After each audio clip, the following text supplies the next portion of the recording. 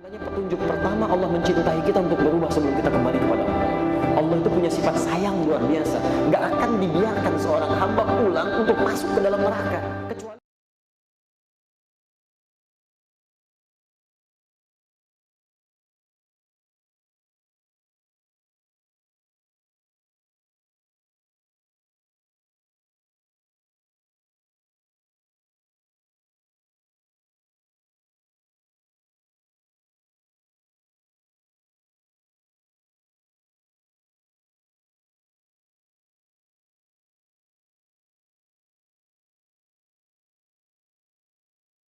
Bismillahirrahmanirrahim. Assalamualaikum warahmatullahi wabarakatuh.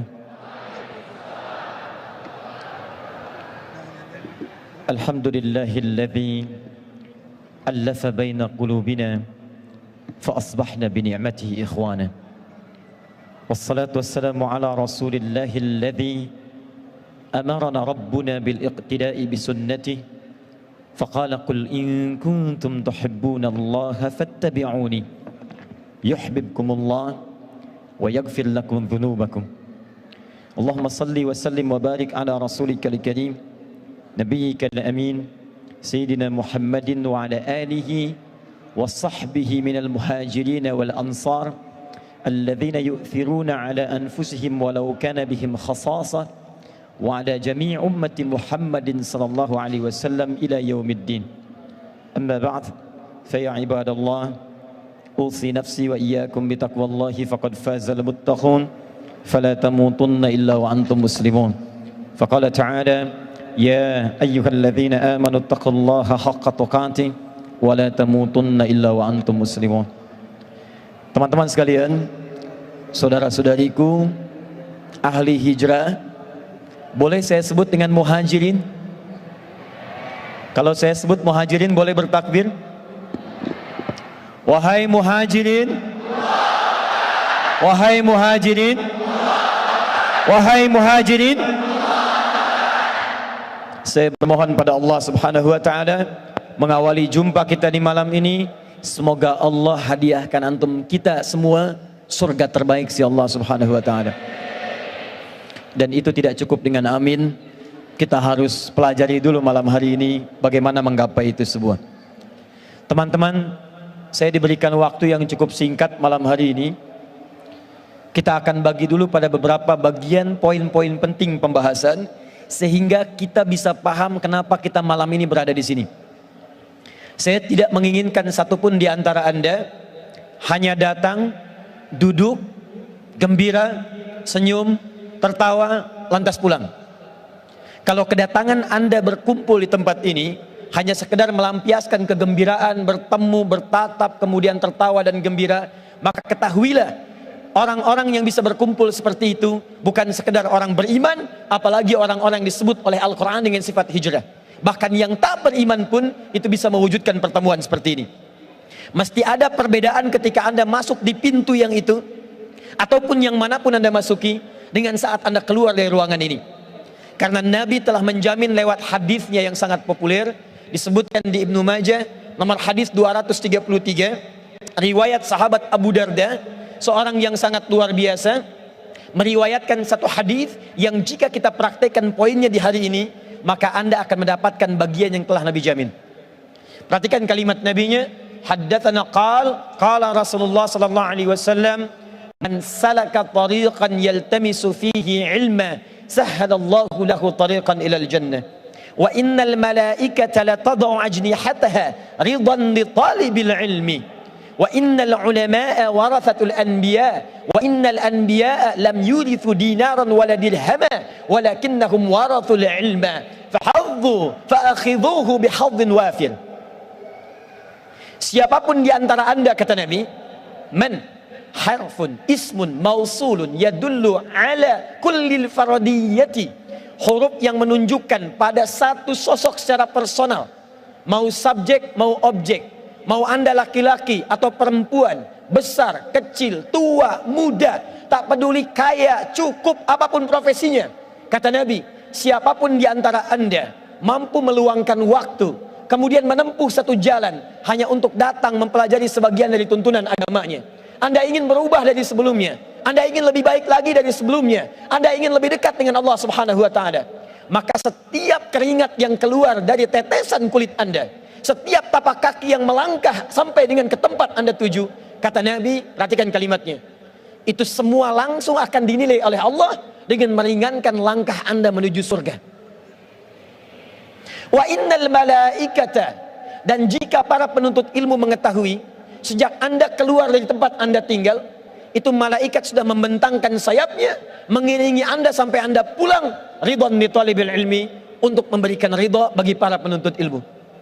Karena itu teman-teman, mari kita perbaiki niat dulu sebelum kita mulai pembicaraan kita pada malam hari ini. Ikhlaskan karena Allah, siapkan untuk berubah.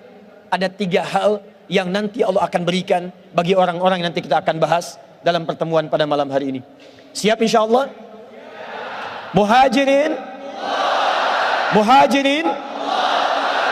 Baik.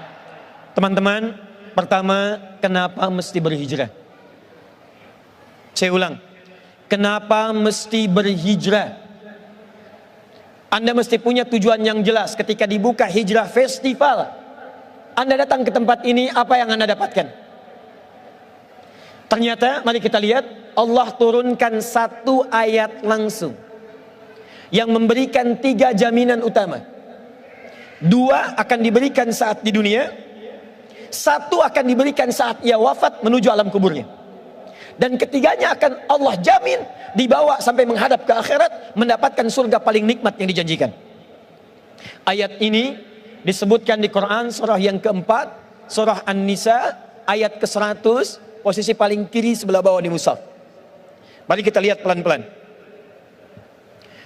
Wa may yuhajir fi sabilillah, wa may yuhajir, dan siapapun yang berniat ingin berhijrah, berubah lebih baik daripada keadaan sebelumnya, ingin lebih dekat dengan Allah, ingin lebih dipandang mulia, ingin merubah keadaan supaya lebih baik dan sempurna sebagai manusia. Perhatikan kalimatnya. Yajid fil ardi muraghaman katsira. 1. Wasa'ah. 2. Wa may yakhruj min baitihi muhajiran ila Allah wa rasuli thumma yudrikul maut. 3. Faqad waqa'a ajruhu 'ala Allah. Orang-orang yang meniatkan dirinya datang untuk berubah, kemudian dia ingin berhijrah, bahkan difasilitasi malam ini dengan sebuah festival hijrah yang tidak pernah diadakan sebelumnya. Anda tahu, pertemuan malam ini bukan sekedar mempertemukan kita di tempat ini untuk berikrar, tapi lebih daripada itu, kita diringankan langkahnya oleh Allah. Saya punya keyakinan, dari sekian hamba Allah yang tahu acara ini, yang mendengar tentang acara ini, yang tahu tentang pertemuan di malam ini, pertanyaan saya, kenapa cuma Anda yang diringankan langkahnya? Kenapa Anda yang dilembutkan hatinya? Kenapa Anda yang punya kesempatan datang ke sini? Saya punya keyakinan, lebih dari sekedar datang, Allah ingin merubah hidup Anda untuk mendapatkan 3 kemuliaan yang dijanjikan di ayat ini.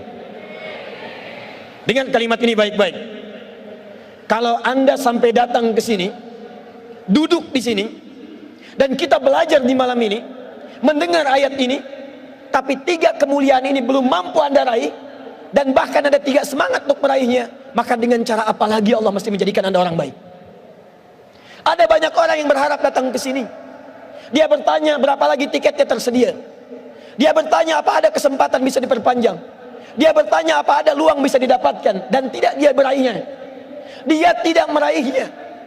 Ada yang kemudian mengisi kuotanya untuk melihat tayangan live via media sosial. Ada yang menonton di channel-channel yang telah disediakan.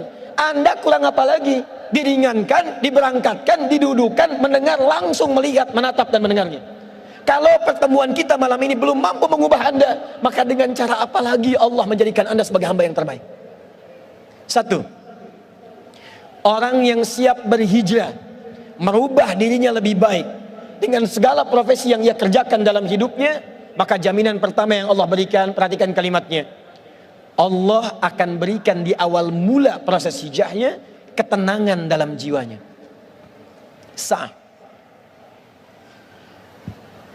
Ini tulisan kelihatan nggak saya tulis di sini? Maaf, belakang ini kelihatan? Tidak, jelas tidak, belum saya tulis, bagaimana bisa kelihatan?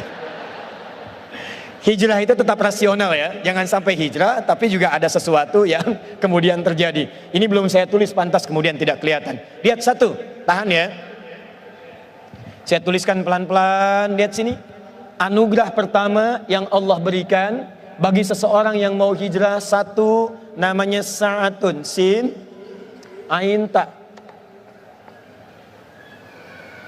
Sa'atun artinya kelapangan hati, kedamaian jiwa, ketenangan dalam hati.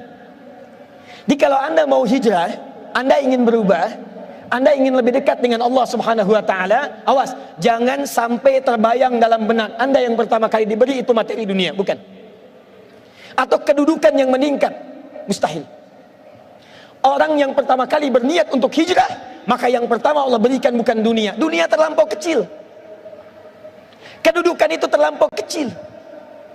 Yang paling tinggi yang pertama Allah berikan bagi orang yang ingin mendekat kepada Allah, Allah janjikan Allah akan berikan kelapangan dalam jiwanya sehingga dia merasakan ketenangan dalam kehidupannya. Yuk pilih mana ya? Tahan sebentar, pilih mana? Kaya tapi gelisah atau miskin tapi tenang? Tidak ada pilihan ketiga, jangan maksa.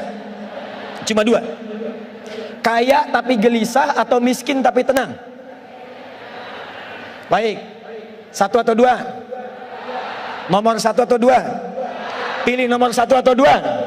Oh, Masya Allah. Muhajirin? Baik. Perhatikan baik-baik. Buka Quran surah ke-18 ayat ke-16. Paling kanan sebelah atas di mushaf. Kenal Ashabul Kahfi? Kenal, ya kenal di mana? Masya Allah. Cuman peserta hijrah festival yang kenal Ashabul Kahfi. Nabi Muhammad aja nggak pernah lihat. Antum bukan Nabi, bukan Rasul, bisa kenal. Pulang saya. Lihat teman-teman. Ashabul Kahfi, para pemuda, orang hebat.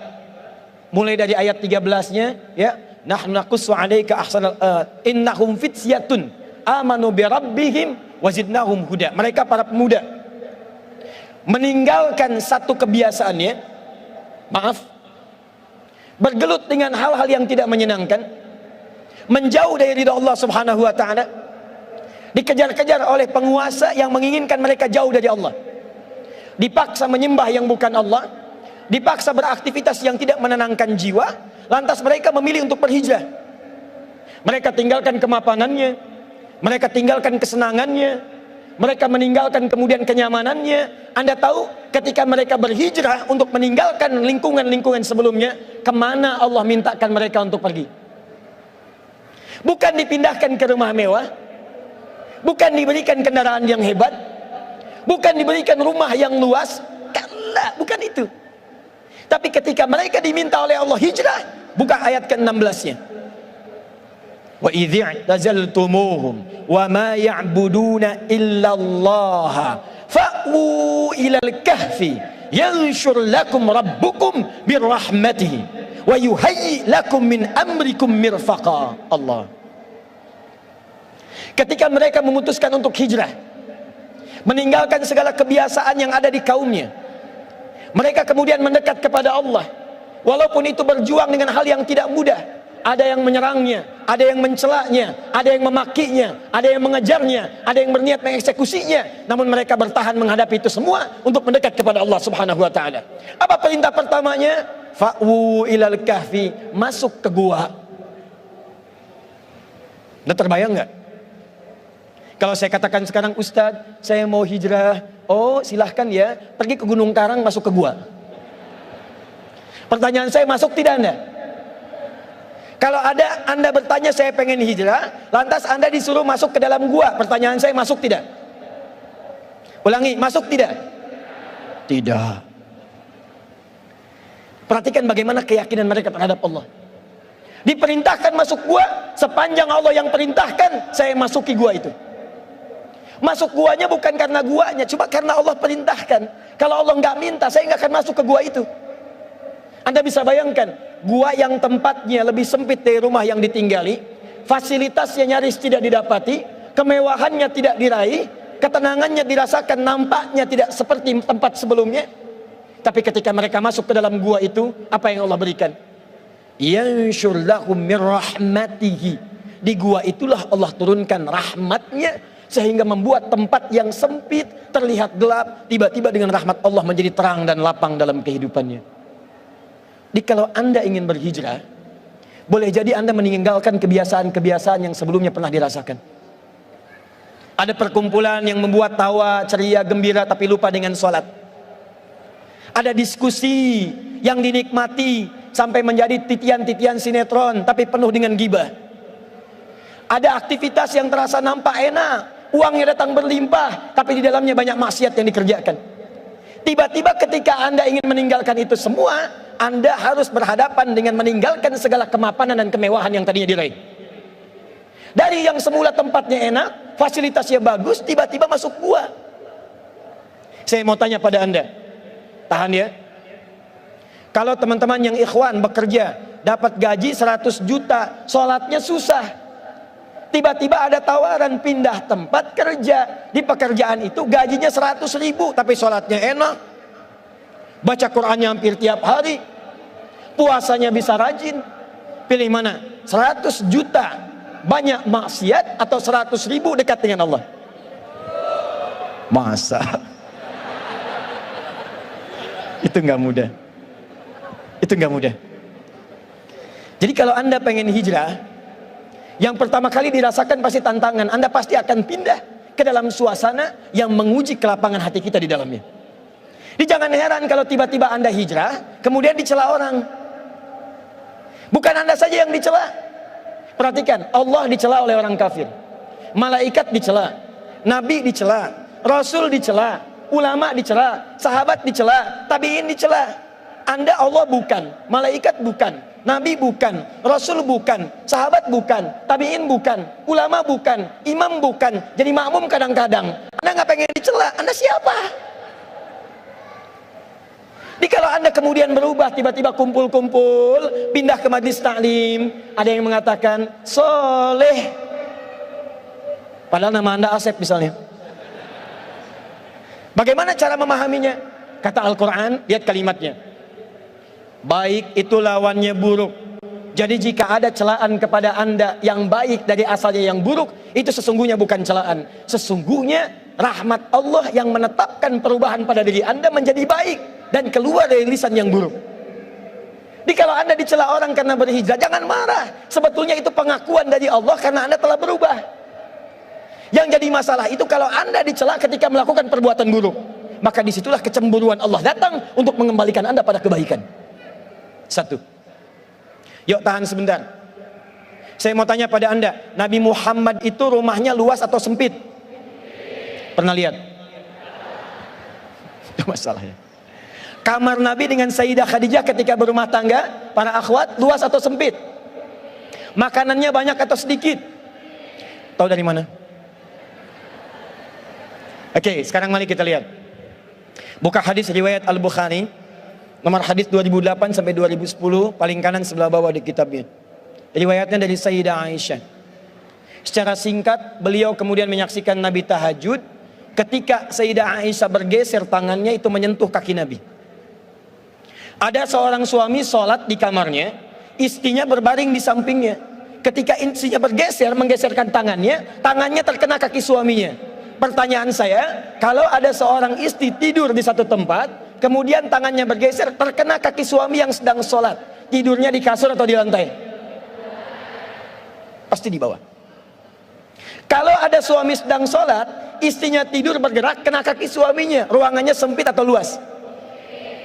Nabi saja ketika hijrah pindah ke Madinah, Allah tidak memberikan kepada beliau pertama kali datang dengan kelebihan harta yang melimpah. Allah tidak memberikan kemewahan dunia kepada beliau. Tapi yang paling menarik seperti Ashabul Kahfi, sempit di dalam gua tapi lapang dalam dirinya.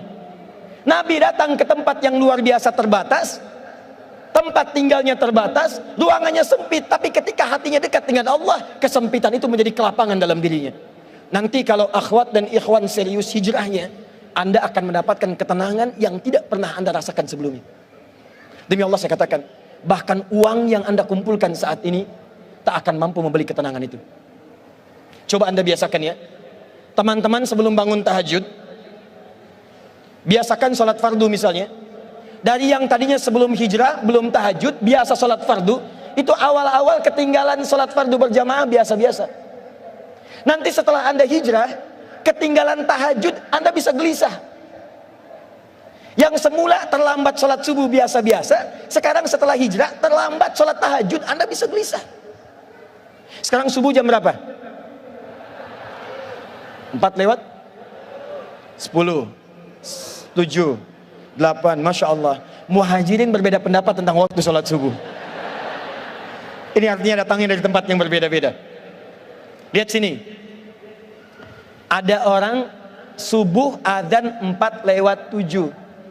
Orang ini bangun jam 7 lewat 4. Terlambat dia sholat, biasa-biasa. Nanti setelah dia hijrah akan terjadi perubahan.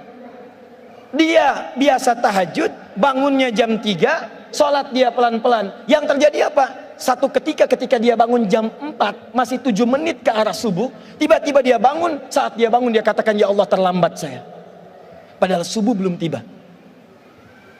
Kalau Anda nanti biasa puasa, tiba-tiba saat Anda bangun, masuk adzan subuh, padahal puasa sunnah, Anda katakan, ya Allah saya nggak puasa hari ini. Seakan-akan Anda kehilangan sesuatu yang tidak bisa Anda beli sebelumnya. Kalau Anda kehilangan satu taklim, padahal biasanya senang kumpul-kumpul dulunya, sekarang kehilangan satu taklim, Anda akan katakan, ya Allah kenapa saya nggak ikut taklim yang ini. Ketika Anda mendapatkan kenikmatan hijrah, maka yang tergambar dalam benak Anda yang pertama, akan ada kelapangan dalam diri. Makanya mohon maaf ya para akhwat, ikhwan, kalau ada yang mengajak antum hijrah, lalu antum berproses hijrah, tapi tidak memberikan ketenangan ke dalam jiwa, berarti ada sesuatu yang tidak tepat dengan hijrahnya. Pasti ada yang salah. Karena orang hijrah itu ciri pertamanya hatinya lebih tenang. Kenal dengan Talhah, sahabat Nabi SAW. Talhah hijrah dengan istrinya. Kemudian beliau tinggal di Madinah. Satu kali Nabi kedatangan seorang tamu mengatakan, ya Rasulullah, saya datang lapar, boleh saya minta jamuan? Nabi tanyakan pada setiap istrinya, datang ke Sayyidah Aisyah, ada makanan? Kata beliau tidak. Datang kepada Zainab radhiyallahu taala anha, ada makanan? Kata beliau tidak. Datang kepada Saudah binti Zam'ah, ada makanan? Kata beliau tidak. Perhatikan, seorang nabi saja itu belum tentu mendapati makanan di rumahnya. Saya pernah mendengar riwayat seperti ini. Satu kali saat Nabi itu di pagi hari bersiap untuk sarapan, ternyata di rumahnya Sayyidah Aisyah nggak punya makanan. Anda bayangkan, Nabi di rumah nggak ada makanan. Sayyidah Aisyah kemudian menangis pada saat itu, mengatakan pada dirinya, ya Allah saya zalim ya Allah pada Nabi. Hari ini beliau tidak puasa, tapi saya nggak punya makanan untuk dimasak. Anda tahu apa yang Nabi lakukan? Beliau datangi istrinya, beliau berikan senyuman terbaik, lalu beliau bisikan ke telinganya, sayang, tahukah kamu hari ini aku puasa? Satu kali terjadi, Nabi SAW di hari puasa, riwayat sahih. Di hari puasa, Sayyidah Aisyah lupa, beliau masak. Lalu beliau katakan pada dirinya, ya Allah, saya zalim hari ini. Nabi puasa, kok bisa saya masak? Apa yang Nabi lakukan?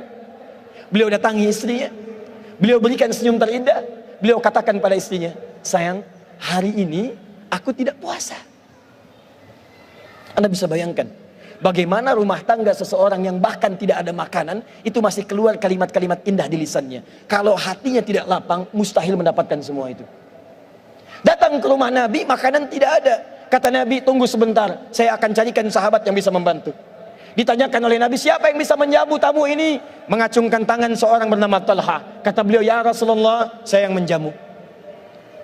Saat dikatakan Talha, kamu siap-siap pulang ke rumahnya. Sampai di rumahnya ternyata bertanya pada istrinya, sayang, di rumah kita sekarang ada makanan apa? Kata istrinya, hanya 1 porsi untuk anak kita yang sedang lapar sekarang. Perhatikan bagaimana keluarga ini setelah berhijrah belajar dari kenyamanan yang Allah tanamkan dalam jiwanya. Kata suaminya, kamu tidurkan dulu anak kita. Saya mau tanya ya pada akhwat teman-teman di sini, kalau ada tamu kemudian dibawa ke rumah ibu, ke rumah teman-teman di sini, tiba-tiba Anda akan menjamu makanan yang ada cuma 1 porsi untuk anak Anda yang sedang lapar. Pertanyaan saya, makanan itu akan diberikan kepada tamu atau kepada anak yang sedang lapar? Pilih, tamu atau anak? Masa? Tamu atau anak? Muhajirin? Perhatikan baik-baik. Istrinya berkata tanpa dugaan, aku akan tidurkan lebih cepat dari waktu sebelumnya. Anaknya kemudian ditidurkan oleh ibunya. Kemudian suaminya mengambil penyiapan makanan, dibawa ke ruang makan, dijamu tamunya. Kata Tolha, silahkan engkau makan. Kata tamunya, saya tidak akan makan sebelum Anda makan dengan saya. Kata Tolha, saya merasa malu kalau meninggalkan istri saya sendirian. Saya akan temani istri saya untuk makan di tempat yang lain. Jadi tamu itu kemudian makan, Tolha kemudian pindah ke satu tempat, terlihat bayangan dari tempat tamu itu. Suami istri ini terlihat sedang makan, nampak seperti makan. Yang satu makan dengan lahapnya, sementara yang satu ternyata sedang pura-pura makan. Hanya membunyikan tempat makanan, padahal tidak ada makanan yang beliau makan. Saya mau tanya pada Anda, bagaimana bisa orang-orang yang hijrah punya kepekaan seperti ini? Dia sendiri masih butuh, tapi saat orang lain terlihat membutuhkan, dia rela memberikan pada apa yang mereka butuhkan. Peristiwa ini ketika terjadi, besoknya datang Tolha menghadap kepada Nabi. Kata Nabi, selamat ya Tolha, telah turun satu ayat dari Allah langsung untuk menghadiahkan kepada dirimu. Turunlah Quran surah ke-59 ayat 9 sampai 10 itu, paling kanan sebelah bawah. Wa yu'thiruna ala anfusihim walau kana bihim khasasa. Jadi kalau Anda hijrah, maaf ya, maaf sekali. Gagal di pekerjaan, tidak akan kecewa. Maaf sekali. Tertinggal kemudian kemewahan, tidak akan kecewa. Ada orang mencela, tidak akan marah. Ada orang memaki, lapangnya hati. Jadi kalau Anda benar-benar berhijrah, seakan-akan ada ketenangan yang tak terlukiskan sebelumnya. Sekarang saya tanya pada Anda, dari 3 hari Anda mengikuti acara ini, berapa ketenangan yang sudah Anda dapatkan dalam jiwa Anda? 1. Tahan ya, kita baru pembukaan nih, kita belum mulai. Sampai jam berapa saya? Baik, Masya Allah, tinggal 20 menit lagi. Tahan. 2, saya agak cepat sedikit. Ustaz, kalau cuman hatinya tenang, tapi kebutuhan tidak tercukupi, maka apakah saya bisa menjalani kehidupan dunia dengan nyaman? Nah, ini bagian keduanya. Saat hatinya sudah diberikan ketenangan, kemudian dia semakin yakin dengan Allah, semakin dekat, maka berlakulah keadilannya. Orang dekat dengan direktur, maka diberikan fasilitas di pekerjaannya. Orang dekat dengan polisi, diberikan akses di jalanannya. Orang dekat dengan seorang tokoh, diberikan akses terdekat dengan tokoh dimaksud. Maka orang yang sudah dekat dengan Allah, apa yang tidak mudah bagi Allah untuk diberikan kepadanya. Karena itu ternyata, yang pertama ini saat Allah berikan, ini hanya untuk membangun keyakinan dan kedekatan dengan Allah. Begitu Anda lapang, yakin dengan Allah, begitu sudah dekat dengan Allah, apa yang Anda rasakan hilang sebelumnya akan diganti minimal 2 kali lipat dari sebelumnya. Itu yang dimaksud dengan muraghaman katsira wasa'. Anda tadinya tidak berhijab, kemudian meninggalkan itu semua. Profesinya bagus, bayarannya mahal. Akhwat tidak berhijab, bayarannya bagus sekali, mahal luar biasa. Tapi tiba-tiba Anda putuskan, saya pengen berhijab. Kehilangan job Anda. Awal mulanya mungkin gak tenang, awal mulanya serasa kehilangan sesuatu, tapi Allah tanamkan balasan berupa ketenangan luar biasa. Setelah hati Anda lapang, hati Anda nyaman, dekat dengan Allah, semua yang Anda rasakan hilang tadi akan dikembalikan 2 kali lipat. Bahasa Al-Qurannya muraghaman katsira wasa'ah. Tiba-tiba ada acara yang membutuhkan seorang perempuan berhijab. Tiba-tiba banyak acara yang membutuhkan seorang berhijab. Tiba-tiba ada pekerjaan yang hanya dilakukan oleh seorang yang berhijab. Perhatikan, ada kisah yang sangat luar biasa yang dialami oleh seseorang di masa-masa salafus saleh. Maaf ya, maaf sekali, seorang pemuda penuh dengan aktivitas gelap. Pekerjaannya mencuri, merampok, membegal, minum-minum sudah dilakukan. Jadi kalau mohon maaf ya, ada yang pernah merampok, ada yang pernah mencuri, ada yang pernah minum-minum, sampai malam ini saya kasih tahu Anda terlambat. Karena sudah ada yang sebelumnya. Dan mereka lebih hebat. Tapi orang ini yang dahsyat. Dia memutuskan untuk merubah keadaan hidupnya. Dia katakan pada dirinya, perhatikan ya, saya berikan Anda rahasia di malam ini. Tiba-tiba ada bisikan dalam jiwanya, apa kamu akan seperti itu selamanya? Apa kamu akan jadi kriminal selamanya? Apa kamu akan jadi pemabuk selamanya? Saya berikan rahasia pada Anda dalam Al-Quran.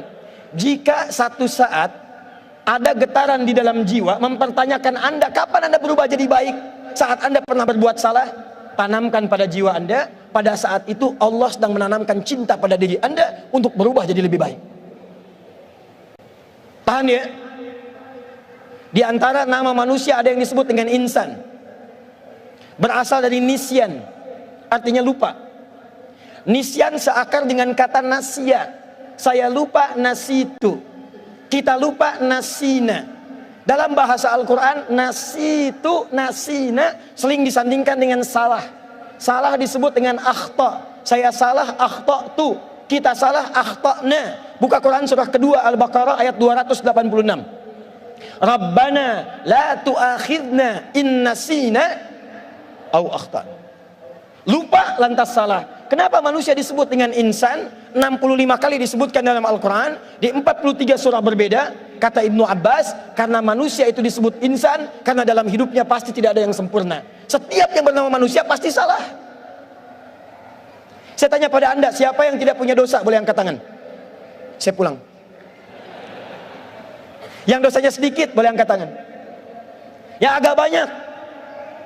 Yang banyak. Tuh saking banyaknya nggak bisa ngangkat. Saya juga pasti punya dosa, Anda punya dosa, kita punya dosa. Yang namanya manusia pasti pernah salah. Mustahil ada manusia tidak salah. Yang salah itu sudah tahu salah, nggak mau berubah. Tapi saking sayangnya Allah, Allah sifat rahmatnya lebih dalam dibandingkan dengan murkanya. Anda kenal Fir'aun? Ayo kenal. Bingung saya, Hijrah Fest ini banyak yang kenal. Ya, Masya Allah, Fir'aun kenal, Ashabul Kahfi kenal ya. Luar biasa. Buka Quran surah ke-20 ayat 43 sampai 44. Setiap apa yang saya sampaikan di akhir nanti akan saya tanyakan. Nanti kita akan interaksi. Buka Quran surah 20 ayat 43 sampai 44. Lihat baik-baik. Fir'aun itu manusia paling kejam di masanya. Kata-katanya kasar. Saking kasarnya, mohon maaf ya, bukan cuma celaan. Kalau sudah keluar kata kasar, resikonya nyawa. Itu saya tidak suka dengan rambutnya tuh. Tolong pisahkan kepala dari badannya. Kepalanya. Jadi kalau sudah nggak suka, itu bisa kematian taruhannya. Sehingga apa yang terjadi? Maaf, hobinya bunuh orang. Buka Quran surah kedua ayat 49. Yudzabbihuna abna'akum. Bahkan membunuhnya, diikuti bayi yang sedang dikandung, saat terlahir langsung disembelih di depan ibu yang baru melahirkannya. Fir'aun. Kata-katanya kasar, mengaku Tuhan. Ana rabbukumul a'la. Saya Tuhan kalian yang paling hebat. Manusia sekarang paling banter ngaku nabi. Fir'aun ngaku Tuhan. Ana rabbukumul a'la. Tapi apakah dengan segala tingkah pola seperti itu membuat Allah tidak memberikan hidayah? Tidak.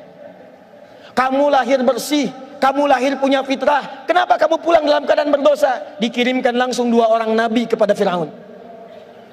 Anda terbayang tidak? Kita saja sampai hari ini nabinya cuma 1, nggak pernah lihat.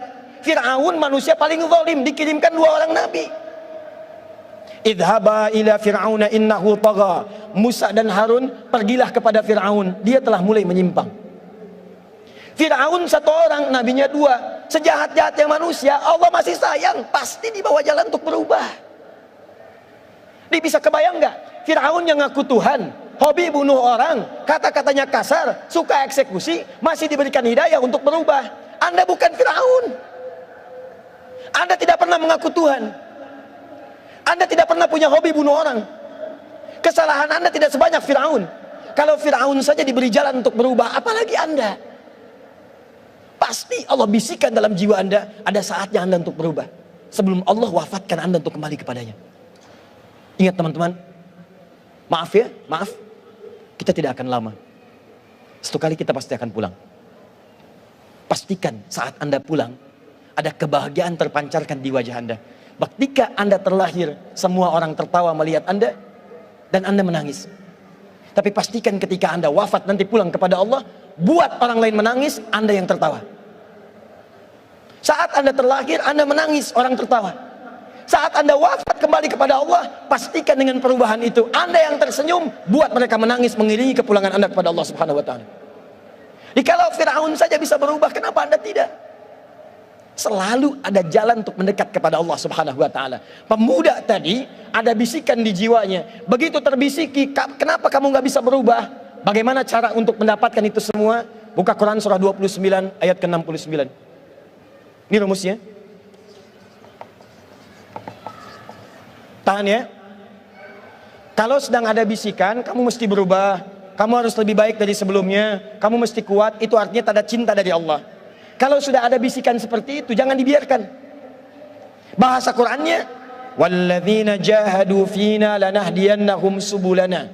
Kalau ada orang-orang ketika sedang mendapatkan bimbingan dari kami, kemudian dia ambil petunjuk itu, dia katakan pada dirinya, saya mesti berubah, saya mesti lebih baik. Maka kata Allah, saya akan tunjukkan jalan baginya untuk berubah dengan cara yang lebih mudah. Pemuda itu mengambil petunjuk ayat ini. Dia kemudian konsultasi pada seorang ustadz. Dia katakan, saya ingin berubah. Kata ustadz ini, perhatikan kalimatnya, Anda itu sebetulnya baik, cuman menjadi seperti ini bukan karena nggak baik, karena Anda tinggal di lingkungan yang kurang baik. Pindah dari sini, ikuti ustadz yang itu tuh, ke tempat itu. Belajar dengan beliau, nanti kalau sudah baik kembali ke sini. Ini kisah nyata. Yang paling menarik, ketika kemudian pindah ke tempat ustadz tadi, diceritakan kisahnya. Kata ustadz tadi, perhatikan kalimatnya, kata syekh tadi, atasbir bi antal zibani fi hadzal makan. Saya khawatir engkau gak bisa sabar menemani saya di sini, karena saya tiap hari makannya cuma 1 biji kurma, minumnya air putih. Saya nggak yakin kamu bisa sabar. Kata pemuda ini, saya siap berubah, saya sudah punya tekad, saya akan berhijrah dengan lebih baik. Tinggal dia di tempat ini baru 3 hari, dia ikuti. Sehari makan kurma, minum air putih. Hari kedua makan kurma, minum air putih. Hari ketiga, apa yang terjadi? Setelah dia dapatkan ini, tiba-tiba di hari ketiga ada sesuatu yang merubah hidupnya sampai dengan ke masa depannya. Setan datang, mengatakan pada dirinya, kamu sudah hebat ya, bertahan hijrah selama 3 hari. Sekarang sudah rajin sholat, rajin puasa, makanannya terjaga. Tapi kamu tahu nggak, kamu baru 3 hari, guru kamu mungkin 30 tahun seperti ini, tiap hari makannya kurma, minum air putih. Saatnya sekarang berbakti kepada guru, cari makanan yang enak, berikan kepada guru. Awas, hati-hati, jangan dikira saat Anda berhijrah seketika selesai godaan setan bagi Anda, tidak. Awal-awal dibuat senang menghafal Quran, begitu yang dihafalkan sudah banyak, murojaahnya capek, ditinggalkanlah semua Qurannya. Awal-awal rajin tahajud, begitu sudah sering bangun malam, dibuat kesibukan, lupa dengan tahajudnya. Orang ini hari ketiga, datang setan kepadanya mengatakan, carilah olehmu makanan, berikan bakti kepada gurumu. Caranya halus, baik, tapi perhatikan bagaimana akhirnya. Si murid ini berkata, betul juga ya, saya harus berbakti kepada guru saya. Dia kemudian keluar untuk mencari makanan yang lebih enak dibandingkan dengan 1 biji kurma. Singkatnya, belok dia keluar, bakatnya yang dulu dipakai. Begitu belok ke satu wilayah, dia naik ke atas satu rumah, dia tengok kemudian ke bawahnya, ternyata nggak ada makanan. Dia jalan lagi. Saat jalan baru sekitar 10 meter, tercium darinya ada satu makanan yang kayaknya enak baunya. Apa yang terjadi teman-teman? Dia naik ke tembok pemilik rumah itu, dia lihat kemudian keadaan rumahnya, dia lihat ada satu asap datang dari satu ruangan di rumah itu. Dia lihat kanan kiri nggak ada orang, lompat pagar itu, begitu naik kemudian masuk, dia buka, Allah, ternyata di situ sedang ada 3 buah terong yang baru matang dimasak. Perhatikan, baru 3 hari hijrah, merasa ada perubahan, dipedaya oleh setan. Datang ke tempat itu, begitu dibuka 3 buah terong, ada bisikan dalam dirinya, ambil terong ini, coba dulu, kalau enak, bawa terongnya, berikan pada gurumu. Engkau pasti kalaupun ketahuan akan disedekahkan, karena gurumu orang paling masyhur di tempat ini. Tuh, ada snack, punya teman, gak pernah bilang-bilang, diambil aja, kasih ustadz. Kalau tahu buat ustadz pasti dikasih. Ada motor, tiba-tiba diambil aja, bilang aja buat ustadz, pasti dikasih. Teman-teman, bilang ini buat syekh, pasti diberikan. Dicoba oleh orang ini, perhatikan bagaimana perlindungan Allah kepada orang yang baru hijrah. Begitu terongnya kemudian masuk ke dalam mulutnya, dia coba. Tiba-tiba muncul kemudian bimbingan dari Allah kepada dirinya, disebut burhan namanya. Burhan. Seperti Nabi Yusuf ketika berduaan dengan seorang perempuan dipaksa, muncul kemudian petunjuk dari Allah, tinggalkan itu tidak bagus. Anda juga pasti begitu. Kalau Anda sudah berubah baik, diajak pada yang tidak baik, hati Anda akan mengatakan jangan ikuti, itu nggak bagus. Jangan lakukan, itu nggak baik. Dimakan terong itu, begitu masuk ke mulutnya, belum masuk ke kerongkongannya, tiba-tiba ada petunjuk, itu kan bukan makanan kamu, buang. Dengan rasa takut kepada Allah, dimuntahkan terong yang telah dikunyah itu, ditinggalkan tempatnya dengan perasaan takut, dia kembali kepada syekhnya yang tadi. Begitu datang tergesa-gesa ke masjid tempat syekh itu tinggal, tiba-tiba ada satu kejadian yang sangat menarik. Syekh itu terlihat di dalam masjid sedang menghadapi seorang perempuan yang sedang duduk, di luarnya ada seorang sepuh yang sedang menunggu. Begitu si syekh melihat tadi anak muda datang dengan tergesa-gesa, kata syekhnya, ya gulam, ta'al huna. Nah, coba ke sini. Sini. Begitu pemuda tadi datang, kata syekhnya mengatakan, tahukah engkau, ini ada perempuan, baru kemudian berpisah dengan suaminya wafat, dia ditinggalkan, tidak ada kemudian belum ada keturunan, baru menikah, suami meninggal, kemudian dia datang ke sini setelah selesai masa iddahnya, mencari pendamping yang bisa mendampinginya. Syekhnya katakan, apakah kamu siap untuk mendampinginya? Saya tanya pada antum yang ikhwan, kalau antum di posisi seperti pemuda tadi, antum terima nggak? Nggak ada rumah, nggak ada makanan, hidup numpang, tiba-tiba ada seorang perempuan datang minta nikah, cari pemuda yang bisa mendampingi, terima nggak? Tuh, langsung terima aja. Lihat sini, kata anak muda tadi karena sudah hijrah, perasaannya lain. Dia bukan sekedar memikirkan dirinya, dia pikirkan kemudian calon pasangan hidupnya. Kata anak ini, ya syekh, saya saja makannya numpang dengan anda. Kurma setiap hari, air putih saya numpang, bagaimana saya bisa menghidupinya? Jawab syekh ini, kamu jangan khawatir, karena perempuan ini telah ditinggalkan oleh suaminya, harta yang sangat banyak, dia hanya membutuhkan seorang suami yang soleh yang bisa membimbingnya. Harta ada, rumah ada, istri siap setia. Pertanyaan saya, kalau anda ditawari seperti itu, diterima atau tidak ditolak sama sekali? Lebih cepat, lebih enak diterima. Secara singkat, kemudian beliau katakan, baik, saya terima kalau begitu. Dipanggillah bapak tua tadi yang ada di ruangan luar masjid. Ternyata itu bapak si perempuan tadi. Ini kisah nyata. Setelah dipanggil, diakadkan, kemudian dinikahkan, kata istrinya, sayang, mari kita pulang ke rumah. Digandeng tangannya, ternyata jalurnya melewati jalur tempat yang saat si pemuda tadi cari makanan. Begitu lewat ke rumah pertama yang dia naik ke atas pagar tadi, yang gak ada makanan. Begitu lewat ke tempat itu, si pemuda tadi sudah deg-degan, jangan-jangan ini rumahnya.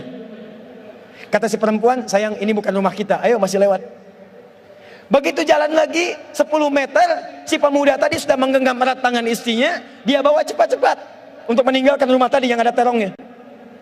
Kata istrinya, sayang, kamu mau kemana? Rumah kita di sini. Tuh bayangkan, rumah kita di sini. Deg-degan kemudian anak muda tadi masuk ke dalam rumahnya. Begitu masuk, pertanyaan pertama istrinya, Zauji, hal anta ja'i? Sayang, kamu lapar gak sekarang? Kata suaminya, wallahi selama 3 hari makan saya cuma kurma, minum air putih. Kalau ditanya lapar, saya sangat lapar. Intadhir qalilan, tunggu sebentar. Ternyata si perempuan tadi sudah menyiapkan makanan spesial yang terong tadi untuk calon suaminya. Tapi kejadian kemudian tidak seperti yang diharapkan. Begitu sampai ke dapur, dia lihat kemudian terongnya telah terbuka, ada masalah. Dia teriak pada saat itu, manakala bazinjani, siapa yang makan terong saya? Nah, tahan. Kalau anda dalam situasi tadi, awas jangan enaknya aja, siap terima. Sekarang masalahnya mulai muncul. Kalau anda dalam situasi tadi, apa yang anda katakan? Awas jangan salahkan kucing. Manusia kadang tidak adil. Awas hati-hati, yang keluyuran si fulana yang disalahkan kupu-kupu. Awas hati-hati, yang korupsi manusia yang disalahkan tikus. Baik, apa yang anda katakan? Mas Riki kabur, nggak bertanggung jawab. Lihat sini, karena sudah hijrah, maka orang hijrah itu tidak akan menutupi nilai-nilai kebaikan dalam dirinya. Dia ceritakan seadanya. Dia katakan, zaujati, sayang istriku, wallahi saya tidak mengurangi setiap kalimat pun. Tadi kejadiannya begini, saya itu sudah 3 hari begini, ada bisikan mencari makan untuk memuliakan guru, saya cari-cari sehingga datang ke sini, saya temukan terong ini, tapi wallahi begitu saya cobain, saya tumpahkan karena takut saya kepada Allah. Saya tumpahkan. Anda tahu apa yang terjadi? Keluarlah satu kalimat jawaban dari istri yang tak terduga. Yang kata sementara orang mengatakan, kalau istri semua seperti ini dalam kehidupan, maka tenang kehidupan di muka bumi. Apa jawab istrinya? Perhatikan. Kata istrinya, wallahi secuil terong yang kau tumpahkan karena takut kepada Allah itu, kemudian Allah ganti dengan seluruh terongnya, panci tempat terongnya, rumah tempat terongnya, dan pemilik terongnya. Wallahi secuil terong yang kau tumpahkan karena takut kepada Allah itu, Allah ganti kembalikan dengan seluruh terongnya, panci tempat terongnya, rumah tempat terongnya, dan pemilik terongnya. Tahan ya Bu ya, pegang erat tangan suaminya supaya nggak cari terong dari sini pulang. Jadi teman-teman, hijrah itu nggak akan pernah Anda kehilangan dunia, enggak. Anda pasti genggam itu. Yakin. Kalau Anda pertama berubah, Anda dipaksa dekat dulu dengan Allah. Begitu sudah dekat, semua dikembalikan, nggak ada yang hilang. Ingat kata-kata saya ini ya, ingat kata-kata saya. Buka Quran surah ke-51 ayat 22. Quran surah kedua ayat 168. Quran surah kedua ayat 172. Quran surah ke-7 ayat 96. Dan Quran surah kedua ayat ke-29. Ulangi. Oke. Siapa yang hafal Quran? Yang hafal Quran 30 juz, angkat tangan. 1, 2. Akhwat? Saya baru dapat 2 orang. 3, 4. Terus? Saya pengen 100 orang. 1, 2, 3, 4. Ada lagi? Tidak ada? 30 juz? Tolong catat 4-4-nya, insya Allah kami berikan hadiah umrah. Nanti hubungi panitia ya. Baik, lihat sini. Anda kalau hijrah, jangan takut kehilangan dunia. Buka Quran surah ke-51 ayat 22. Lihat kalimatnya. Tahan. Wa fis samaa'i rizqukum wa ma tu'adun. Hei manusia, di langit itu rizki kalian sudah saya tetapkan, akan saya berikan. Jangan takut itu tertukar. Lihat, rizki Anda kata Allah sudah ditetapkan, dijanjikan diberikan, dan tidak akan tertukar. Boleh ada menteri yang ditukar, boleh ada putri yang ditukar sampai jadi sinetron, silahkan, tapi tidak akan pernah ada rizki yang tertukar. Tidak ada. Demi Allah saya katakan, rizki kita itu sudah diatur. Yang belum jelas itu surga kita. Jadi Anda jangan takut kalau hijrah kehilangan rizki. Mustahil. Mustahil. Setiap hamba Allah yang terlahir sudah ditetapkan kadar rizkinya, dan tidak akan pernah berkurang sampai dia wafat. Begitu dia wafat, tidak akan pernah wafat kecuali semua rizkinya terpenuhi, selesai. Cuma memang dirahasiakan. Ada yang 100 miliar, ada yang 2 miliar, ada yang cuma 200 ribu, ada. Kenapa dirahasiakan? Sebab kalau diberikan secara langsung diketahui, maka manusia tidak akan pernah merasa semangat untuk mencarinya. Ini di antara kawan kita, misalnya antum rizkinya 100 miliar.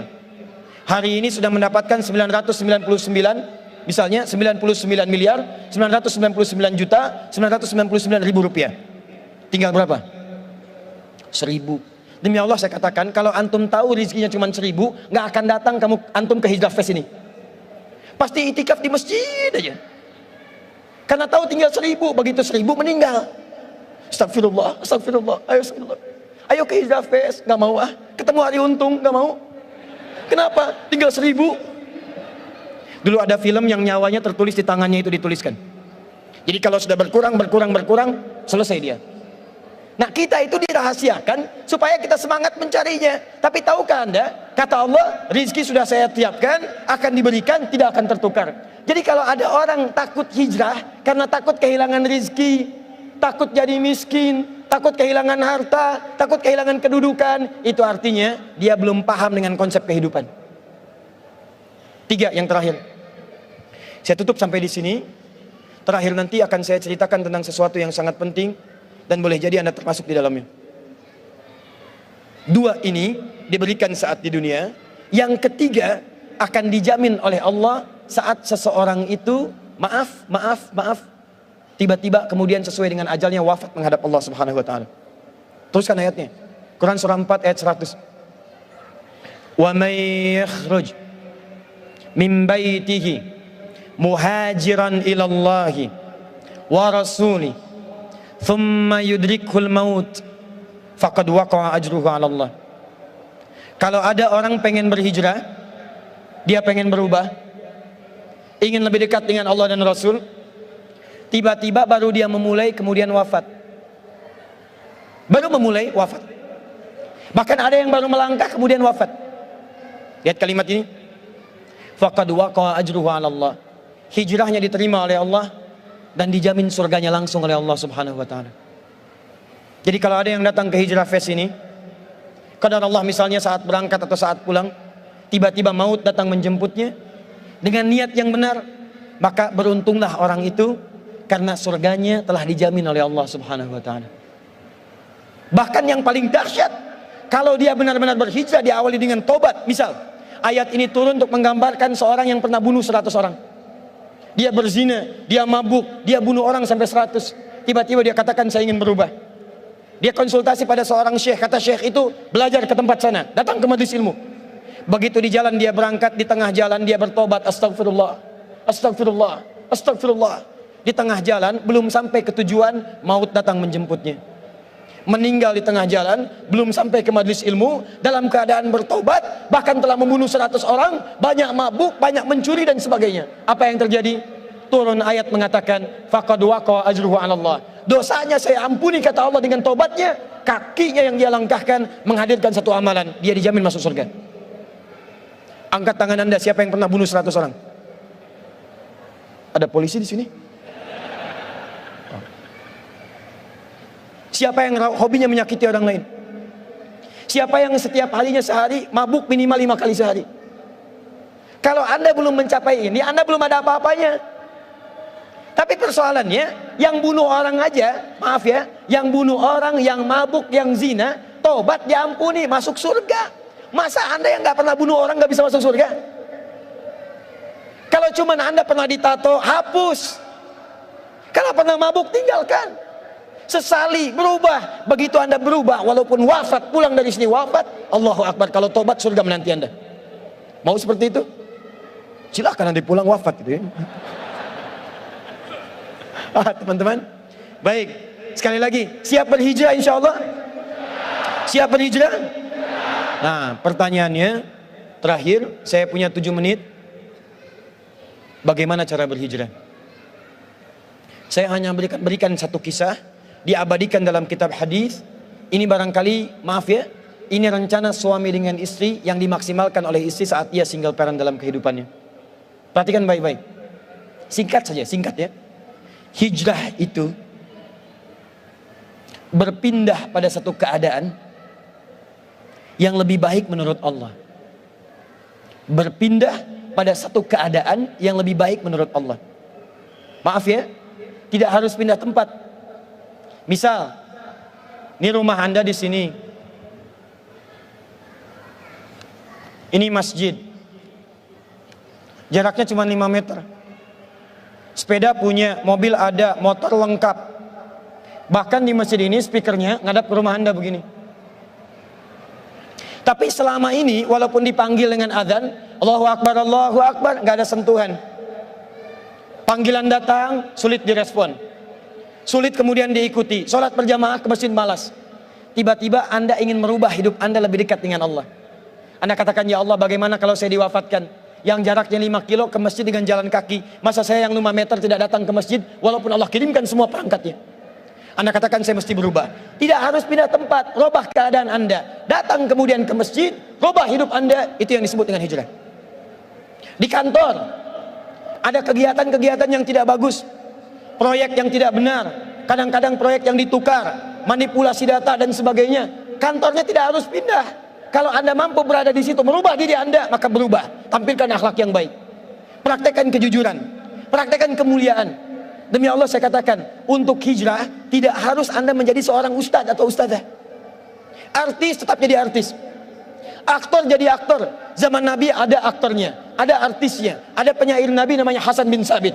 Ada pejuangnya, ada pengusahanya, ada pebisnisnya, ada pemerintahannya, ada semuanya. Tapi tahukah Anda, mereka masih bisa menghatamkan Al-Quran, mereka bisa tahajud, mereka bisa baca Al-Quran, mereka bisa berpuasa. Jadi untuk berhijrah tidak harus menjadi seseorang yang kemudian ditampilkan dengan tampilan-tampilan jubah seakan-akan terlihat baik, tapi isinya tidak berubah. Siap insya Allah? Nah, sekarang perhatikan. Pertama, pulang ke rumah. Kalau hijrahnya ingin mudah, Anda mesti kompak dulu satu keluarga. Satu tekad yang sama. Cara paling cepat, ngobrol dengan suami, katakan, renungkan, bangun di malam hari, bahwa satu saat Anda akan wafat. Dan bayangkan, apakah Anda sudi diwafatkan dalam keadaan seperti ini yang belum baik? Setelah Anda tergerak untuk berubah, baru kemudian bikin visi ke depan. Ini pernah direncanakan oleh suami istri. Di masa lalu dituliskan di dalam kitab yang sangat populer. Persoalannya begitu ibunya mengandung, istrinya mengandung, lahir anaknya usia 2 tahun, maaf, mereka punya rencana. Anak ini insya Allah kita akan didik jadi lebih baik, keluarga kita lebih baik, anak ini akan jadi ulama. Qadarullah usia 2 tahun ayahnya meninggal. Ini kisah nyata. Ibunya ingat, saya tetap pertahankan untuk berubah, jadi lebih baik. Walaupun ayah tidak ada, saya single parent. Saya rawat anak ini sebaik-baik. Usia 4 tahun, anak ini, maaf ya, terkena penyakit buta permanen. Hijrah tidak akan sepi dengan ujian. Suami meninggal, single parent, anaknya kemudian buta permanen. Apa yang dilakukan oleh ibunya? Ibunya tetap berpedoman, Allah pasti akan berikan yang terbaik. Anak ini kemudian terus didoakan, bangkit di malam hari, perbanyak kemudian tingkatkan ibadah. Ingat ya rumus ini, orang tua yang rajin ibadah, maka boleh jadi kebaikannya akan diturunkan pada anaknya. Ibunya yang berdoa, anaknya yang mendapatkan bagiannya. Matanya buta, tapi diganti oleh Allah dengan ingatan yang luar biasa.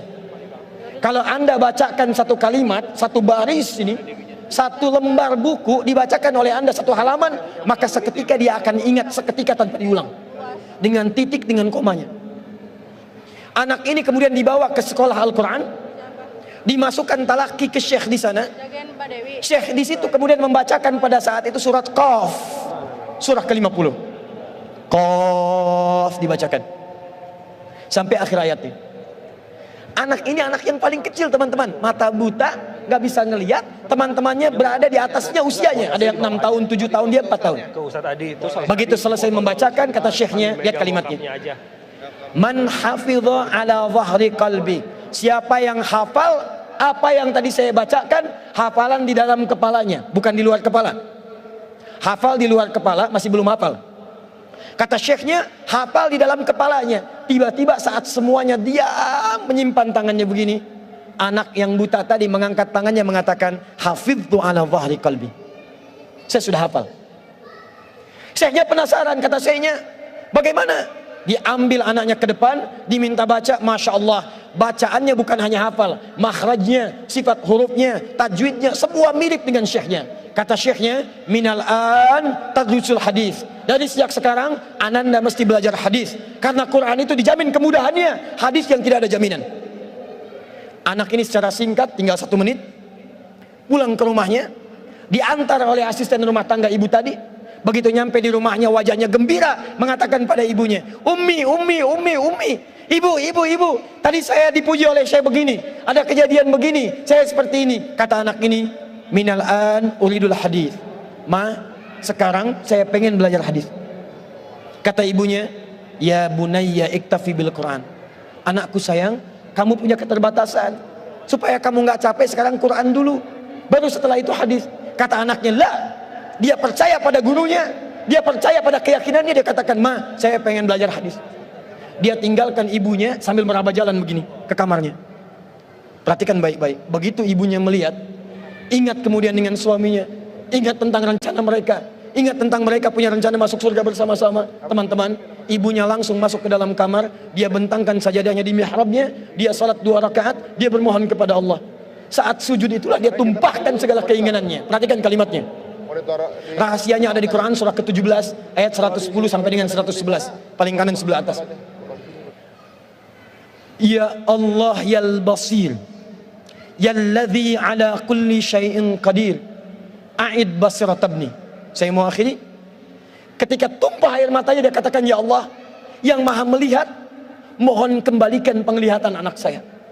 Yal basir, yalladzi ala kulli syai'in qadir, a'id basiratabni. Begitu mengatakan kalimat itu capek ketiduran, kemudian pada saat itulah anaknya sedang mengulang surat Qaf di kamarnya.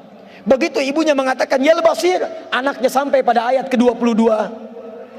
Laqad kunta fi ghaflatin min hadza fakashafna 'anka ghita'aka wa basaruka al-yawma hadid. Ibunya menyebut yal basir, anaknya sampai di ayat wa basaruka al-yawma hadid. Dulu pandanganmu tertutup, sekarang kami akan buka, kamu akan melihat setelah ini dengan setajam-tajamnya. Ayat ini sebetulnya kemuliaan akhirat, tapi diturunkan mendapatkan kemuliaan dunia. Tiba-tiba setelah baca ayat ini, ibunya berdoa, bersamaan kalimatnya, tiba-tiba terbuka pandangannya. Anak ini bisa melihat kembali. Saking kagetnya dia lompat, dia kejar ibunya. Ummi laqad ra'ait. Ma, saya bisa lihat lagi. Ma, saya bisa lihat lagi. Ibunya kaget kemudian terbangun. Dia peluk anaknya, dia katakan, nah, mungkin kamu melihat bukan dengan hatimu. Kamu melihat bukan dengan matamu. Rubbama ra'aita biqalbik laisa bi'aini. Mungkin bukan matamu tapi hatimu. Waktu habis. Kisah belum selesai. Tinggal 1 menit. Boleh 1 menit? Lihat sini. Kata anaknya, "Mah, saya melihat dengan mata saya. Ini mama pakai baju ini. Di sekitar kita ada benda-benda ini." Allahu Akbar. Ibunya kemudian yakin anak itu bisa melihat. Dipeluklah anaknya, keduanya kemudian menangis, dan ibunya sejak saat itu yakin bahwa anak ini punya kemuliaan besar di masa depan. Maka disekolahkanlah kemudian tempat-tempat terbaik, belajar hadis terbaik, diingat segalanya, cepat luar biasa. Anak ini kemudian dikenal dengan luar biasa di masa depan. Nama anak ini adalah Muhammad. Bapaknya yang meninggal namanya Ismail, kakeknya namanya Ibrahim, kakek buyutnya Al-Mughirah, eyang buyutnya Al-Bardizbah, tinggal di kecamatan Ju'fah, di Kabupaten Bukhara, Provinsi Khorasan, negara Uzbekistan sekarang. Kelak di kemudian hari, dia dikenal dengan nama daerahnya Bukhara, dengan Al-Bukhari. Itulah kisah Imam Al-Bukhari. 2 orang suami istri yang bersiap merubah hidupnya, diturunkan pada anaknya, dan kemuliaan itu diraih. Saya yakin kalau Anda berhijrah malam ini, boleh jadi yang hafal Quran mungkin anaknya, mungkin cucunya, mungkin turunan-turunan Anda. Tapi ketahuilah, ketika Anda punya peran di dalamnya, maka surga akan disiapkan untuk semua Anda satu keluarga besar. Saya mohon izin pada panitia, saya ingin persaudarakan Anda semua, supaya datang Anda bukan cuma sekedar datang. Siap bersaudara insya Allah? Siap berbagi insya Allah? Siap bersinergi insya Allah? Muhajirin? Muhajirin? Ikuti saya, berdiri semua, berdiri.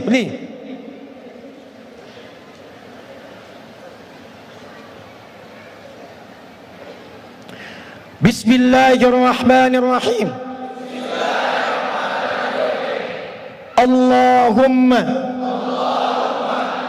nashhadu an la ilaha illa anta wa nashhadu anna Muhammadan rasuluka. Allahumma nashhadu innana ikhwah. Allahumma nuridul jannah ma'a ikhwatina ma'a rasulina ma'a ashabina ma'a ummahatina abaina jiranina. Ya Allah, kami bersaksi Engkau Tuhan kami, Engkau satu-satunya Tuhan yang layak diibadahi. Kami bersaksi Nabi Muhammad Rasul-Mu yang kami cintai. Ya Allah, kami berjanji di malam ini kami bersaudara ya Allah. Kami bersaudara ya Allah. Kami siap berhijrah ya Allah. Ya Allah, berikan kami surgamu, berikan kami surgamu bersama Nabi-Mu Muhammad sallallahu alaihi wasallam, bersama sahabat-Mu ya Allah, bersama sahabat Nabi-Mu ya Allah, bersama orang-orang saleh ya Allah, bersama ibu kami ya Allah, dengan ayah kami ya Allah, dengan anak-anak kami ya Allah, dengan keluarga kami ya Allah. Ya Allah, kami mohon masukkan kami dengan teman-teman kami ini ya Allah ke surga-Mu ya Allah. Allahumma ishhad, Allahumma ishhad, Allahumma ishhad. Alhamdulillahi rabbil alamin. Duduk teman-teman.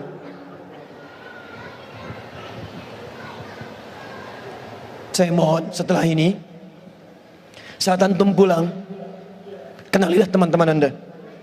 Buatlah komunitas. Yang senang dengan Quran, bikin komunitas Quran. Yang senang dengan tahajud, bikin komunitas tahajud.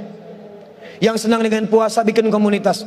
Saling kenali satu dengan yang lain dan bantu. Karena Anda tadi telah mengatakan kepada Allah, Anda berjanji di hadapan Allah Subhanahu wa Ta'ala. Maka mulai hari ini, saya bermohon kepada Allah dalam sujud saya, dalam keheningan malam, insya Allah saya akan ingat antum semua, dan saya mohonkan supaya kita istiqomah dalam kehidupan kita. Nabi menutup ta'limnya dengan 3 cara. Kadang cukup dengan hamdalah kalau ingin singkat, kadang dengan kifaratul majlis kalau ada pertautan dosa, kadang beliau berdoa, kemudian diikuti oleh para sahabatnya. Saya tidak tahu momen ini kapan lagi terjadi, jadi saya ingin gabungkan ketiga-tiganya. Kita bermohon kepada Allah, mudah-mudahan dengan doa kita di malam hari ini kita diberikan kemuliaan oleh Allah Subhanahu wa Ta'ala.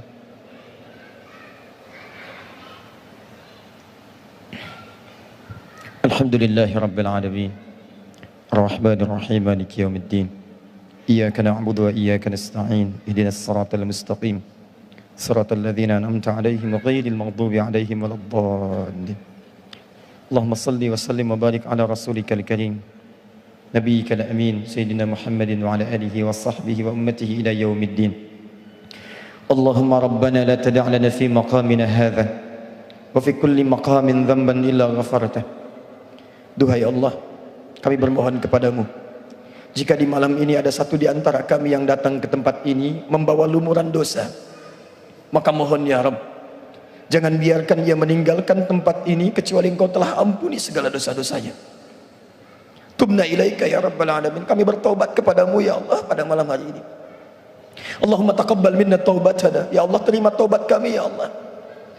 Idza kana fi hadzal makan ya Allah minal azwaj alladzina ya'suna ya Allah fi 'ailatihim, Allahumma taqabbal minhum taubatahum. Ya Allah, jika ada seorang suami hadir dalam pertemuan di malam ini dan ia berbuat banyak maksiat sebelum datang kemari ya Allah, maka mohon ampuni dosa-dosanya ya Allah di rumah tangganya. Jika maksiat terjadi pada istrinya, pada anak-anaknya karena peran suami-suami di malam ini ya Allah, peran ayah-ayah di malam ini ya Allah, maka ampuni dosa kami ya Allah, para suami dan ayah serta anak ya Rabbal alamin. Allahumma idza kana hunalikal ummahat minal azwaj ya Rabbal alamin, Allahumma allawati ya'sina amamaka ya Rabbal alamin fi 'ailatihinna, taqabbal minhunna taubatahunna ya Rabbal alamin. Ya Allah, jika di tempat ini ada perempuan-perempuan dari kalangan ibu, istri ataupun anak ya Allah yang banyak bermaksiat sebelum datang ke tempat ini, mohon ya Allah, jangan biarkan Engkau ya Allah jadikan dia kembali dari tempat ini kecuali Engkau telah ampuni segala dosa-dosanya. Jika dosa di rumahnya adalah karena peran dirinya, maka ampuni dosa-dosanya ya Rabbal alamin. Jangan Engkau wafatkan ia ya Allah sebelum Engkau terima taubatnya ya Arhamar Rahimin. Allahumma wala hamman illa farajtah, jika ada yang datang ke tempat ini membawa kegelisahan, maka jangan biarkan dia meninggalkan tempat ini kecuali Engkau telah tenangkan keadaan jiwanya. Allahumma ya Allah ya Allah ya Allah wala asiran illa yassarta, jika ada yang datang ke tempat ini untuk berhijrah ya Allah, tapi hidupnya masih sulit, di rumah tangganya sulit, di pekerjaannya sulit, kehidupan sosialnya sulit, kami mohon ya Rabb, dengan hijrahnya di malam hari ini, dengan tobatnya ya Allah, angkat dan hilangkan seluruh kesulitannya ya Rabbal alamin. Allahumma wala maridan illa syafaita, jika ada yang Engkau tengah uji dengan penyakit ya Allah, seberat apapun, maka mohon angkat dan sembuhkan penyakit. Allahumma alif baina qulubina ya Allah, ati anfusana taqwaha wa zakkiha anta khairu man zakkaka anta waliyuha wa maulaha. Duhai Allah, kami mohon kepadamu ya Allah, Jika memang di tempat ini hati kami masih kotor ya Rabb, sering bermaksiat ya Allah, kami mengaku zalim pada ayah ibu kami ya Allah, kami durhaka pada ayah ibu kami ya Allah, ibu yang telah mengandung kami, melahirkan kami ya Allah, kami belum mampu membalas segala kemuliaannya sampai saat ini ya Rabbal Alamin. Ayah yang telah berkeluh kesah ya Allah, berpeluh keringat untuk bisa memberikan yang terbaik bagi kami, kami bermaksiat kepada mereka ya Allah. Kami berbuat buruk dalam kehidupan ya Allah, kami melanggar ketentuan-Mu, kami mengakui itu semua, kami ingin berubah ya Allah. Allahumma ya Allah, la tawaffana illa nahnu muslim. Ya Allah, mohon jangan wafatkan kami sebelum Engkau jadikan kami sebagai muslim yang baik ya Rabbal Alamin. Allahumma ya arhamar rahimin, Allahumma ihdi ailatana ya Allah, ihdi jiranana ya Rabbal Alamin. Duhai Allah, jika di malam ini masih ada kerabat kami yang belum baik, atau bahkan keluarga kami ya Allah, adik kami, kakak kami, atau bahkan ayah ibu kami ya Allah, jika mereka masih jauh dari tuntunan-Mu ya Allah, mohon sentuh hatinya agar mereka berubah. Jangan pisahkan kami dengan mereka di surga ya Allah. Allahumma ya arhamar rahimin, idza kana hunalika min baqiyati hayatina faj'al baqiyata hayatina ya Allah hayatan thayyibah. Ya Allah, jika memang kami besok masih hidup, terbuka jalan panjang kehidupan bagi kami, mohon ya Allah, bimbing kami untuk merubah hidup kami supaya lebih baik dalam hidup yang Kau ridhai ya Rabbal Alamin. Wa idza kana hadhihi al-laila ya Rabbal Alamin min akhir hayatina faj'al ya Allah akhir hayatina husnal khatimah. Ya Allah, kami mohon kalau malam ini kami pun mesti wafat ya Allah, dan malam ini adalah malam terakhir dalam kehidupan kami, mohon wafatkan kami dalam keadaan husnul khatimah. Qawi lisanana lakula kalimat at-tauhid la ilaha illallah. Ya Allah, mohon dalam sakaratul maut kami ringankan lisan kami mengucapkan kalimat tauhid la ilaha illallah Muhammadur Rasul. Allahumma ajib kalimatan bi qaulika ya ayyatuhan nafsul mutmainnah irji'i ila rabbiki radiyatan mardiyah fadkhuli fi ibadi wadkhuli jannati. Ya Allah, mohon jawab kalimat kami ya Allah di akhir hidup kami dengan kalimat-Mu yang indah. Ya ayyatuhan nafsul mutmainnah, jiwa-jiwa yang tenang, Engkau sudah menjadi baik. Irji'i ila rabbiki radiyatan mardiyah, ayo cepat pulang. Aku sudah merindukan-Mu. Aku ridha dengan kebaikan-Mu, Engkau pun akan ridha dengan pemberian-Ku. Aku sudah siapkan surga terindah untuk-Mu, Engkau akan jadi hamba Aku yang Kumuliakan.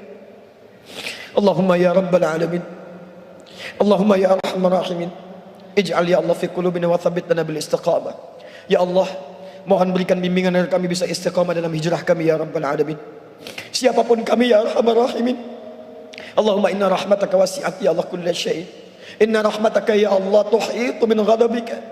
Ya Allah, memang di malam ini kami layak mendapatkan murka-Mu ya Allah, atau mungkin hukuman-Mu ya Allah, tapi kami yakin rahmat-Mu lebih luas daripada murka-Mu ya Rabb. Cinta-Mu lebih dalam dibandingkan dengan marah-Mu ya Rabb. Maka kami yang baik bermohon kepada-Mu ya Rabbal Alamin. Ya Allah, limpahkan rahmat-Mu kepada kami di malam hari ini ya Rabbal Alamin, kepada keluarga kami ya Arhamar Rahimin. Allahumma ya Allah, ighfir lana dhunubana ya Allah, an dha'fina fi nusrati ikhwanana fi Palestin ya Arhamar Rahimin. Ya Allah, ampuni dosa kami ya Allah, ampuni dosa kami yang belum mampu menolong saudara kami di Palestina ya Rabbal Alamin. Kami mohon ampun ya Allah. Allahumma khaffif hisabana yaumal qiyamah ya Allah. Ringankan hisab kami di hari kiamat ya Allah, yang tak mampu menolong teriakan anak-anak kecil di Palestina, anak-anak kecil di Syria, para du'afa di Rohingya.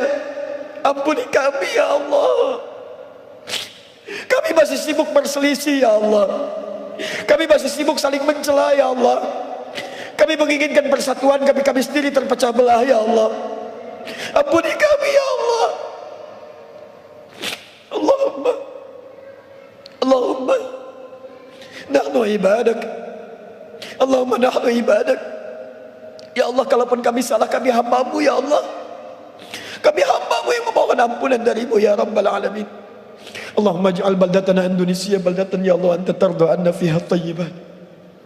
Ya Allah, kami mohon jadikan Indonesia ya Allah negara kami negara yang tentram, penuh keberkahan, dan Kau ridha ya Allah dengan tempat kami bernaung. Jauhkan maksiat di setiap tempat yang kami pijak mulai hari ini ya Allah. Ya Allah, jauhkan di rumah kami segala ya Allah wasilah-wasilah maksiat. Jauhkan di tempat kerja kami ya Allah segala kemungkinan maksiat. Jauhkan di jalan-jalan yang kami lalui ya Allah segala kemungkinan maksiat. Allahumma hdina siratal mustaqim, siratal ladzina an'amta 'alaihim ghairil maghdubi 'alaihim waladdallin. Rabbana atina fid dunya hasanah fil akhirati hasanah wa qina adzabannar. Allahumma ij'alna min ahlil Qur'an waj'alil Qur'ana sahiban lana fid dunya wa syafi'an lana fil akhirah. Ya Allah, mohon wafatkan kami kelak setelah kami mampu mendekat kepada Al-Quran. Jadikan kami sahabat Al-Quran. Jadikan Al-Quran memberikan syafaat bagi kami di akhirat kelak ya Rabbal Alamin. Ya Allah, mohon jaga persaudaraan kami di malam hari ini ya Allah, sampai kembali kepadamu dengan bergenggaman tangan, berjumpa dengan Rasulullah sallallahu alaihi wasallam. Allahumma ya Allah, laqad da'unaka kama amartana fa'ajib du'ana kama wa'antana. Kami telah berkumpul, belajar, bertobat, dan bermohon seperti Engkau perintahkan. Maka mohon kabulkan doa kami ya Allah seperti apa yang telah Engkau janjikan. Jika semua hal pengorbanan sampai malam ini belum mampu mengabulkan doa kami, maka tunjukkan kepada kami di malam ini ya Allah dengan cara apa lagi kami mesti bermohon kepadamu. Fadlika subhana rabbika rabbil izzati amma yasifun, wassalamun alal mursalin, wa akhiru da'wana alhamdulillahi rabbil alamin. Apa yang saya sampaikan mungkin ada benarnya, yaitu petunjuk Allah dan Rasulnya. Tapi mungkin banyak salahnya, itu mutlak dari saya, mohon dimaafkan. Semoga Allah muliakan anda, keluarga anda, dan seluruh kerabat-kerabat kita semua. Terima kasih atas perhatiannya. Subhanakallahumma bihamdika asyhadu an la ilaha illa anta astaghfiruka wa atubu ilaik. Wa akhiru da'wana alhamdulillahi rabbil alamin. Sebelum saya tutup dengan salam, yang tadi 4 yang saya janjikan tolong dicatat, dan yang tadi dapat hadiah yang maju sambung ayat, kami tambahkan lagi masing-masing 5 juta rupiah insyaallah. Assalamualaikum warahmatullahi wabarakatuh.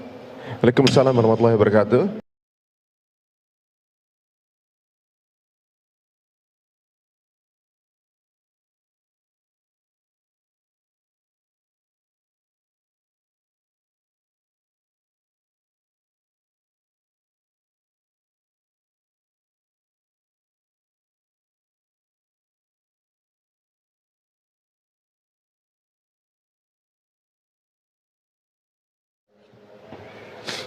Mudah-mudahan ini menjadi kenang-kenangan manis kita semua.